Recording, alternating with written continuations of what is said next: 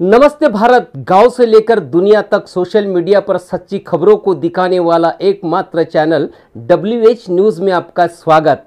हम रहते हैं खबरों के आगे, खबरों के पीछे। खबर छुपाते नहीं, दिखाते हैं। बस आप हमारे चैनल को सहयोग करें। स्क्रीन पर नंबर दिया है, लाइक सब्सक्राइब अवश्य करें। तो आइए देखते हैं आज की खास खबर। नमस्कार, मैं Bhimrao Lonare IPM TV9 news और WH न्यूज़ में मैं आपका स्वागत करता हूँ।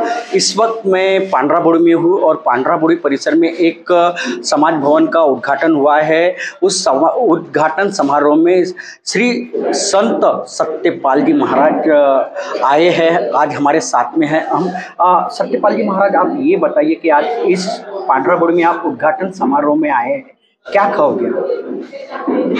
मेरे को यहाँ आकर के बड़ी खुशी हुई है कि जो यहाँ के लोग इतने प्रेम प्यार में इस भवन में एकत्र हुए हैं। जो हमारे विधायक जी ने अथक प्रयास से ये भवन बनवाने का प्रयास किया और बनवा करके इनको दे दिया, और आगे भी समाज के लिए, मानव कल्याण के लिए यहाँ के कोशिश करेंगे। और इसकी चारों तरफ से बाउंड्री करा करके इसको मानव कल्याण के लिए, चरमकार समाज के लिए खास कर ये दिया है, जिससे हमें बड़ी खुशी हुई है, बहुत अच्छा लगा है। और यही इन सब लोगों को बधाई देना चाहते हैं कि अपने मिलजुल करके यहाँ इसमें आए और अपने अच्छे काम करें, बच्चों को अच्छी शिक्षा दिलाएं, बुराइयों से दूर रखें और ये भवन मानव कल्याण के लिए काम आए। ये बताइए कि क्या लगता आपको कि आपको जब प्रबोधन करते हो, समाज में जो प्रबोधन करते हो आप, तो उस समय में क्या लगता आपको कि प्रबोधन के समय आप जब लोगों को बताते हो कि समाज में प्रगति होना चाहिए, शिक्षा में प्रगति होना चाहिए, इस तरह जब आप बताते हो तो क्या सही में वाकई में देश में ये जो शिक्षा की नीति है उस पर आपका क्या कहना है? देखो, हम तो पूरे देश में जाते हैं और समाज में शिक्षा का प्रचार करते हैं कि शिक्षा ही वो साधन है जिसके द्वारा हम कामयाब हो सकते हैं, शिक्षा से ही आगे निकल सकते हैं। और जो हम जो संदेश देते हैं शिक्षा के लिए, जगत गुरु सतगुरु रविदास महाराज जी ने 650 साल पहले यही संदेश दिया था कि सद विद्या को पढ़े प्राप्त करे सद्ज्ञान, रविदास कहे बिन विद्या के नरी जान जान। सच्ची विद्या प्राप्त करनी चाहिए।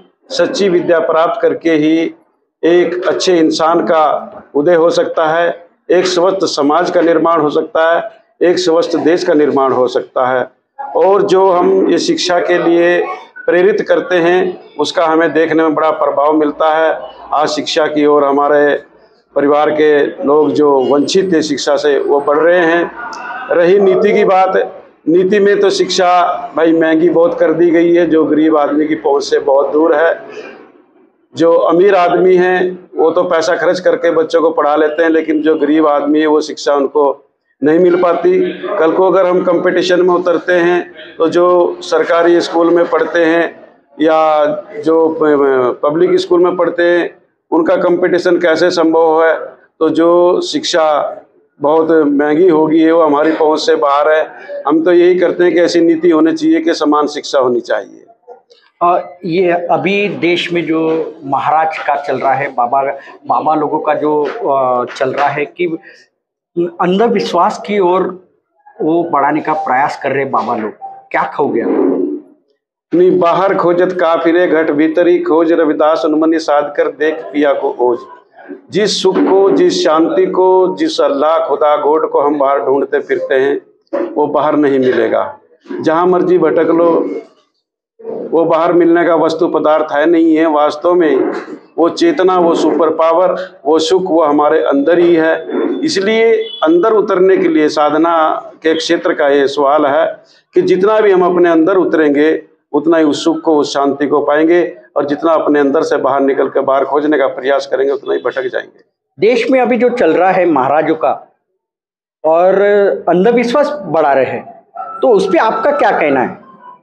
अंधविश्वास, पाखंडवाद, कर्मकांड जितने भी ये हैं, ये मानवता को भटकाने के फंडे हैं।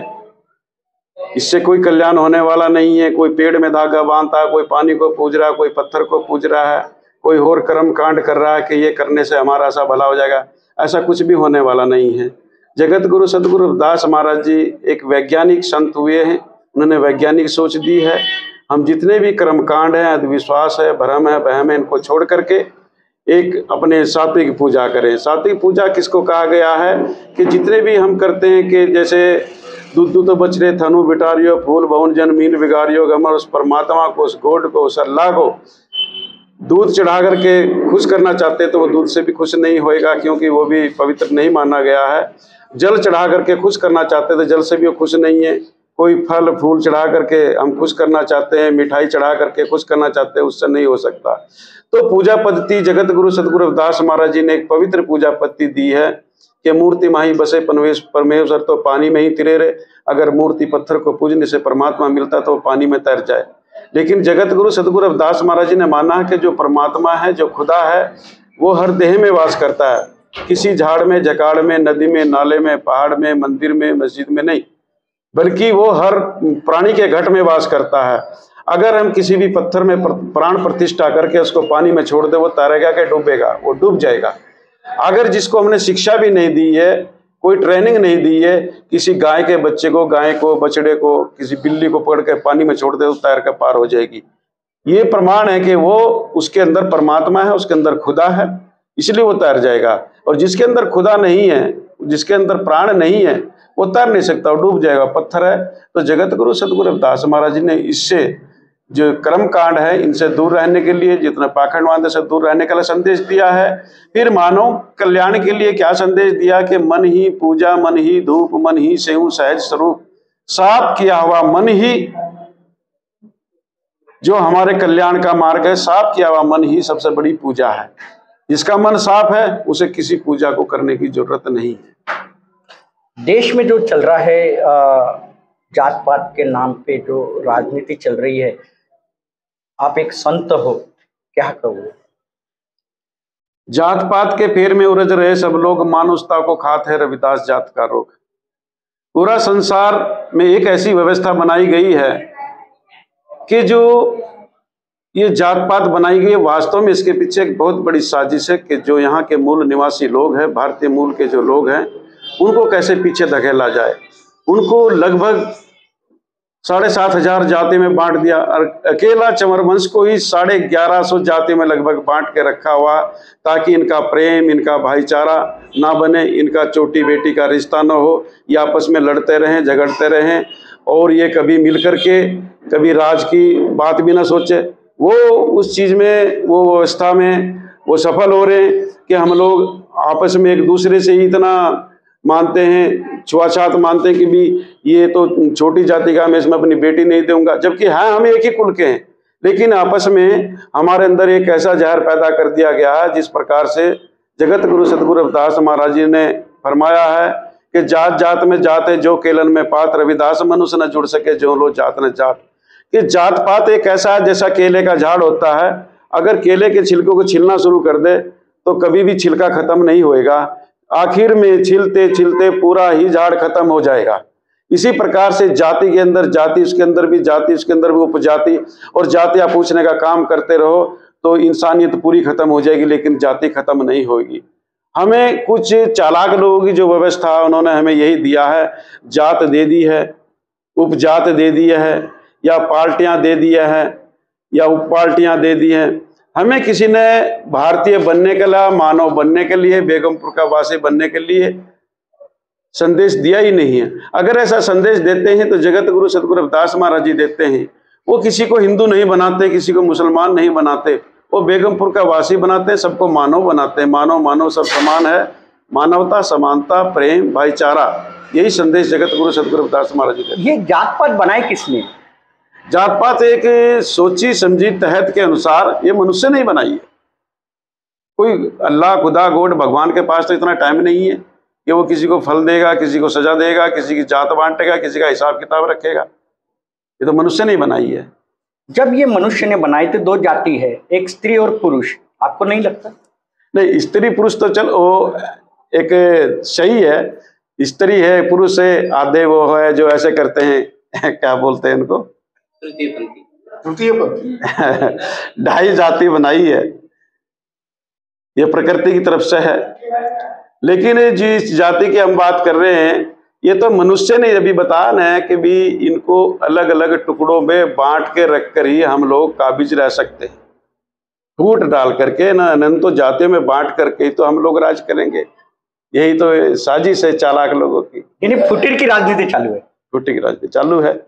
आप एक संत हो और प्रबोधन करते हो समाज में, क्या संदेश देना चाहोगे आज देशवासियों को? मेरा देशवासियों से यही संदेश है, ये पूरी मानवता के कल्याण के लिए यही संदेश है कि सब हम आपस में ये जात पात ऊंच नीच से ऊपर उठ करके अपना प्रेम, अपना भाईचारा के साथ में रहें, एक दूसरे से प्रेम प्यार करें, सब रल मिल करके काम करें, एक दूसरे को मान दें, सम्मान दें और सब एक दूसरे के साथ में मिल करके आगे बढ़े। देश भी आगे बढ़ेगा और हमारा जो कल्याण है वो जल्दी होएगा।